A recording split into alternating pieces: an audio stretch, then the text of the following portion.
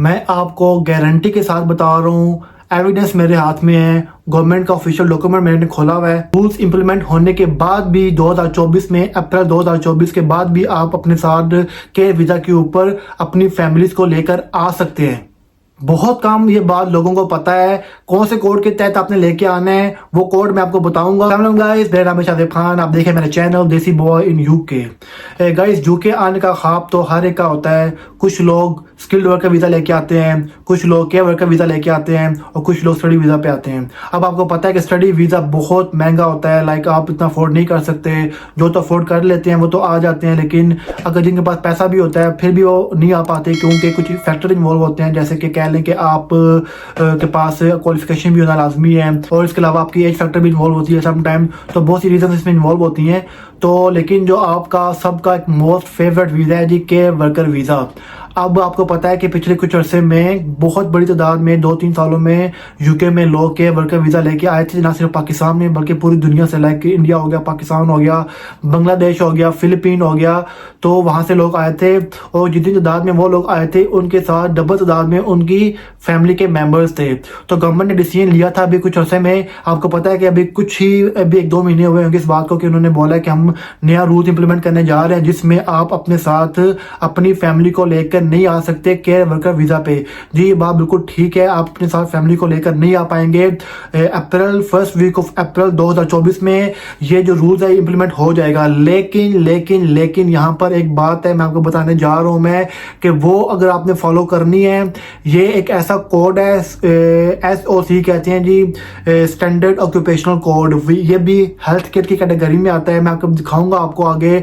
आप rules implement होने के बावजूद आप अपने साथ फैमिली को लेकर आ सकते हैं अगर आप इस कोड के तहत आते हैं। तो वीडियो को आपने स्किप नहीं करना, वीडियो को आपने पूरा देखना है, समझना है और उसके बाद उस पर अमल करना है।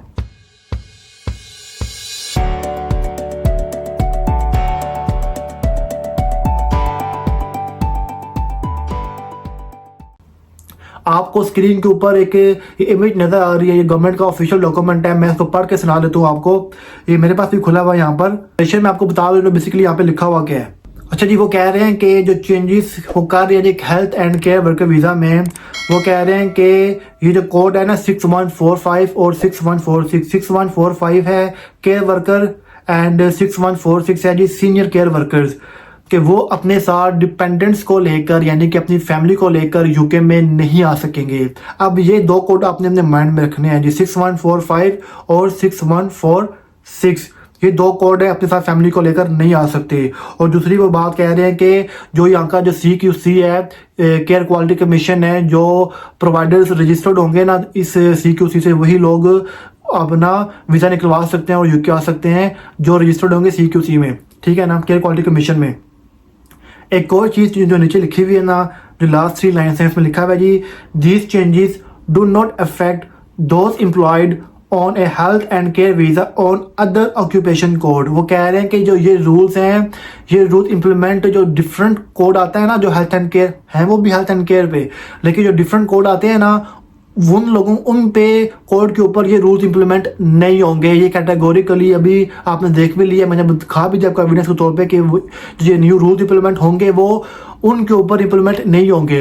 अब बात आती है कि वो कौन सी वाली जॉब्स हैं या कौन से वाले कोड हैं जी जिनके ऊपर न्यू रूल्स इंप्लीमेंट नहीं होंगे, और मैं इतने यकीन के साथ कह रहा हूँ कि आप अपने साथ फैमिली को लेकर आ सकते हैं। तो वो मैं दिखाता हूँ। अब आपको ये नजर आ रहा होगा स्क्रीन पे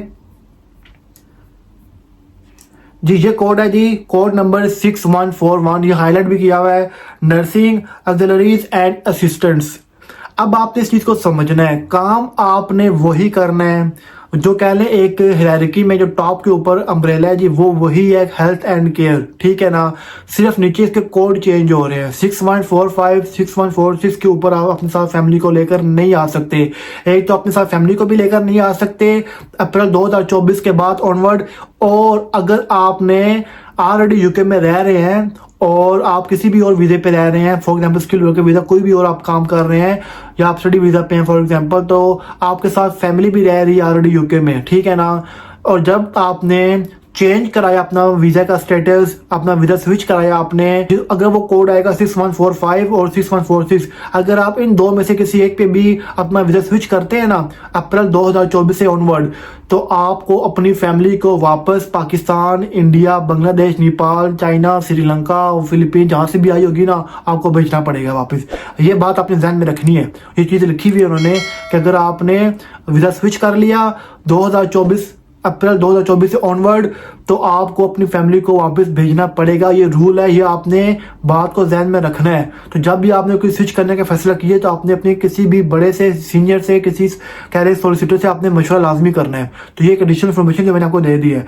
तो वापस आते हैं जी कोड नंबर 6141। तो 6141 ये नर्सिंग वाला काम है।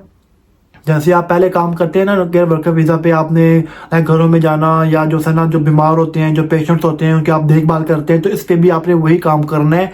हाल ही सिर्फ टेक्निकली कोड चेंज हो गया, अम्ब्रेला वही है, काम आपने वही करना है। सैलरी आपको क्या पता उससे भी अच्छी मिले, और मज़े की बात आप रूल्स इंप्लीमेंट होने के बाद अपनी फैमिली को भी लेकर आ सकते हैं। ये बात मैं क्यों जोर दे रहा हूँ, क्योंकि ये बात हर एक को नहीं पता। ये बात इस कोड के बारे में हर एक को नहीं पता। अक्सर लोग आपने सुना होगा वो एक ही बात कर रहे होते हैं कि हेल्थ केयर बंद हो गया, वो बोलते हैं जी केयर वर्कर वीज़ा बंद हो गया, या वो बोलते हैं जी कि अपनी सारे डिपेंडेंट्स को लेकर नहीं आ सकते। बात वो ठीक करते हैं, लेकिन वो हाफ इंफॉर्मेशन उनके पास है। उनको चाहिए कोई इस बारे में भी बताएं कि अगर आप उस वीज़े पे लेकर उस जॉब कैटेगरी में आप नहीं आ सकते, उस कोड के अंदर आप नहीं आ सकते, लेकिन हेल्थ एंड केयर में और भी बहुत सारे कोड्स हैं जिन भी आप अपने साथ फैमिली को लेकर आ सकते हैं। तो ये कोड मैंने आपको दिखा दिया जी 6141, आपको दोबारा नजर आ रहा होगा स्क्रीन के ऊपर कि नर्सिंग ऑक्सिलरीज एंड असिस्टेंट। अब आपने ये करना है कि आपने ये जॉब सर्च करनी है, ठीक है ना। अगर आप खुद से अप्लाई करना चाह रहे हैं, आप देरी ना करें, आप इस वीडियो को देखने के बाद जॉब ढूंढें। मैं भी कुछ वीडियोस अपलोड करूंगा इन फ्यूचर में जो इसी के ही रेलिवेंट होंगी कि आप नर्सिंग का जो काम है या जो आपको सर्टिफिकेट लेना पड़ता है फॉर एग्जांपल, या फिर जो है ना आप किस तरीके से सर्टिफिकेट और स्पॉन्सरशिप गेट कर सकते हैं, क्या रिक्वायरमेंट होंगी, वो सारी बात आपको बताऊंगा। आपको मैं वो कंपनीज या होम्स कह लें, या मैं वो जॉब सिखाऊंगा आपको जो आपको COS प्रोवाइड करेंगी।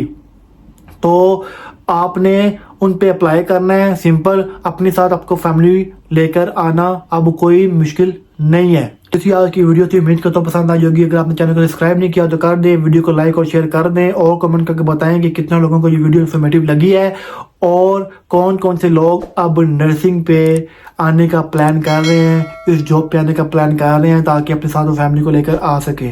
तो ये देखते रहिए मेरा चैनल देसी बॉय इन UK।